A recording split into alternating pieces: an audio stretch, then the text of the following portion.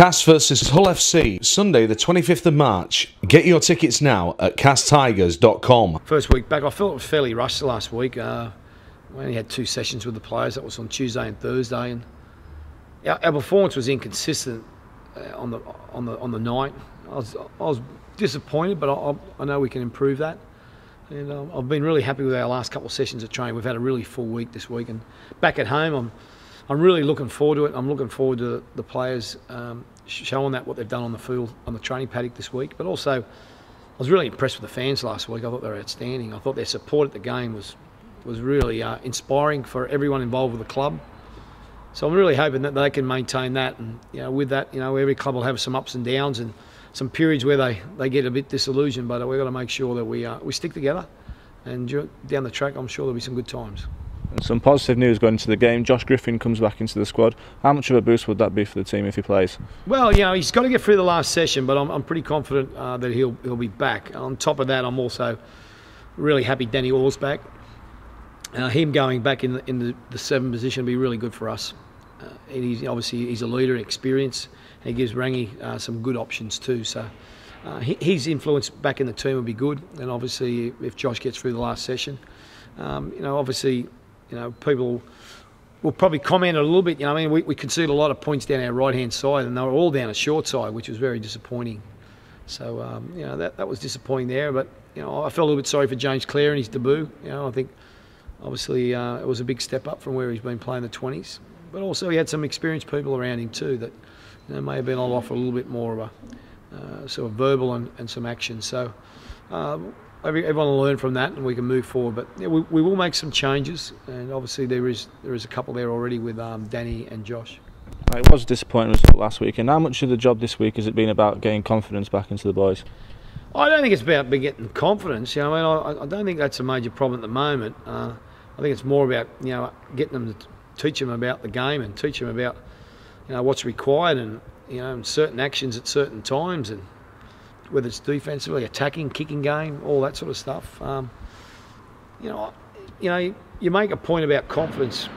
I can only go on what I see at the moment. I don't think it's major, but I will say that it's probably the club haven't won a lot of games since halfway through last year.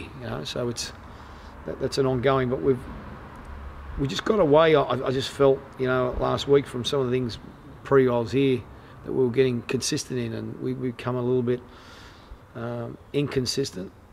So it's a good one this week, because Hull are a good team and they're playing really well. But there's no reason with the support we get here that we can't have a really good performance and win the game. Just away from this game, although it's slightly linked, Gareth Ellis obviously signed for Hull. How disappointed are we to miss out on him? Oh, look, Gareth Ellis is a world-class player, and also a real role model. Would have been outstanding here for us in the back row position. I think a lot of clubs would be disappointed they missed out with him, because marquee players, when they come on the market, are very hard to find. We will definitely look for and that doesn't mean we're letting people go at this time or even next year in the back row. But I would like to bring in a marquee second rower. I'd like to bring in someone of a dominant nature in that back row. And Gareth obviously fits the bill, but obviously we weren't in the position to do it for a couple of reasons. But having said that, he'll be good for the Super League, being back in the game. Obviously, Hull have made their first signing for next year. Where are new signings on our radar for next year at this point? Oh, well, obviously, I've been away for 3.5 weeks, and that's probably slowed some things. I need to see some players here and see what they can do. But I think as a head coach, that's always an ongoing issue. It's also an ongoing practice where you're always looking to see what's available. We know what areas we need to sign in. Obviously we need in the centres. We may need a half for if Danny retires, and I've already said I'd like to get a marquee second rower. So there are areas that we need to be out in the marketplace looking at. We've also got to have the funds. We're also got to understand that we want to keep developing the young guys, and that's a balancing act. That they want upgrades, and they're entitled, some of them, to it. So we keep them in our area here, but we also we've got to have some money to bring a couple experience and a couple quality players around them to improve their game, and that's That's something we need to continue as an ongoing thing, look at and discuss. It seems strange talking about next year when we're so early into this season. How confident are you that we'll turn things around and still have some good times ahead this year?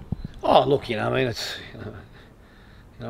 I can't comment too much on the games I was away. Like, I wasn't involved, and I haven't sort of been able to take too much into that or look at it. But rugby league's, it can go in cycles over weeks, it can go in cycles over months, but we'll definitely improve. I'm not sitting there going, oh, where are we heading to? I know in my mind where we're going to head to. I know where I need to get the players to. I know where we've got to improve in. We've got to be playing, as if you talk about as a team, more consistent, because we aren't the best team in the league. We don't have the best depth. We don't probably at times maybe not have the best quality, but we've got to function better as a team. And I think that's an example. Our right hand side defence the other day. If you look at an analogy, teams within a team, you've got the left side, the right side, and the middle unit. And, our right side, didn't work as a team on the weekend, and the team as a group probably suffered through that.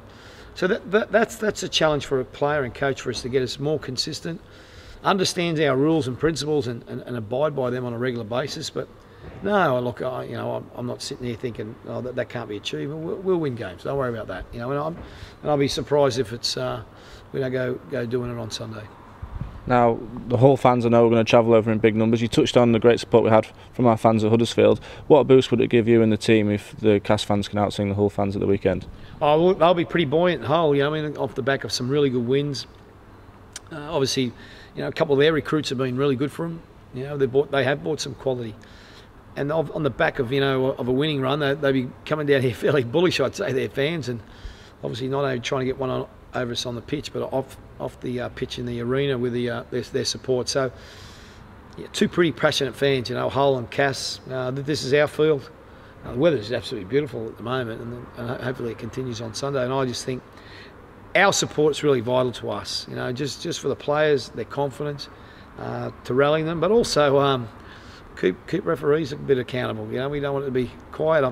I've noticed a couple of things in their game I'd like to think that don't go undetected by the referee, but maybe our fans could remind them. So they're pretty important to us. Cas versus Hull FC, Sunday the 25th of March. Get your tickets now at castigers.com.